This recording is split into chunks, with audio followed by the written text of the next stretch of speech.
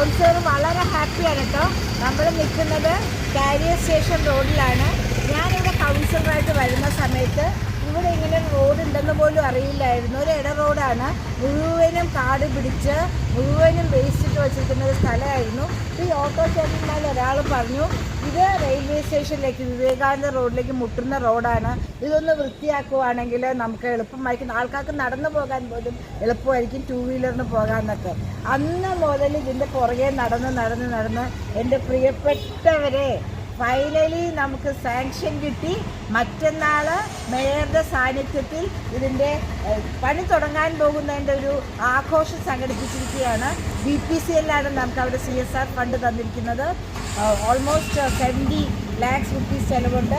ഇവിടെ ഇത്രയും വേസ്റ്റ് കൊണ്ട് ഇടുന്നതാണ്. ഞാൻ തന്നെ ഇങ്ങനൊരു പച്ച ഇതൊക്കെ വെച്ച് കെട്ടി മറിച്ചിരിക്കുകയായിരുന്നു. നോക്കൂ, കാണിച്ചു കൊടുക്കൂ.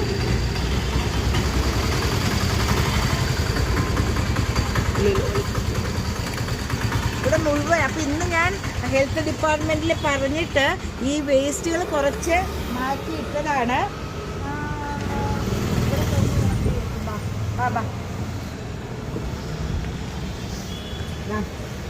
നോക്കൂ കാന. ഇത് ശരിക്കും പറയുകയാണെങ്കിൽ ഒരു നല്ല വാക്ക് വേ, ആൾക്കാർക്ക് നടക്കാനും കുറച്ച് കസേരകളായിട്ടും കുറച്ച് കിയോസ്കുകളൊക്കെ ആയിട്ട് നമ്മളുടെ കുടുംബശ്രീ പ്രവർത്തകർക്കും അല്ലാത്തവർക്കൊക്കെ ആക്കാനുള്ളൊരു പദ്ധതിയാണ് ചെയ്യുന്നത്.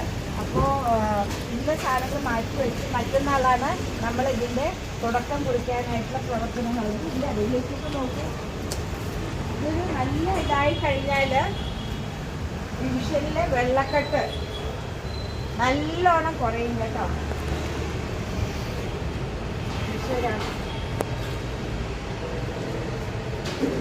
കാണിച്ചു കൊടുക്കും. നമ്പർ 1 നരകത്തിലെ പാവപ്പെട്ടൊരു കൗൺസിലർ പറഞ്ഞ് മറ്റന്നാൾ നമുക്ക് മോക്ഷം ലഭിക്കുകയാണ്.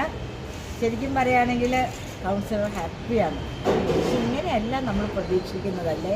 നമ്മളുടെ പൈസയാണ്, നമ്മൾക്കുള്ള സൗകര്യങ്ങൾ ചെയ്തു തീർക്കണം. ഇത് കാണിച്ചു കൊടുക്കുമ്പോൾ എന്ത് വീതിയാണെന്ന് നോക്കൂ, ഈ റോഡിന് എന്തൊരു വീതിയാണെന്ന് നോക്കൂ അല്ലേ. അപ്പോൾ മറ്റന്നാൾ പറ്റുന്നത്ര ആൾക്കാർ വരണം. ഞാൻ സമയം നമ്മുടെ ഗ്രൂപ്പിലേക്ക് ഇടാം കേട്ടോ. Thank you.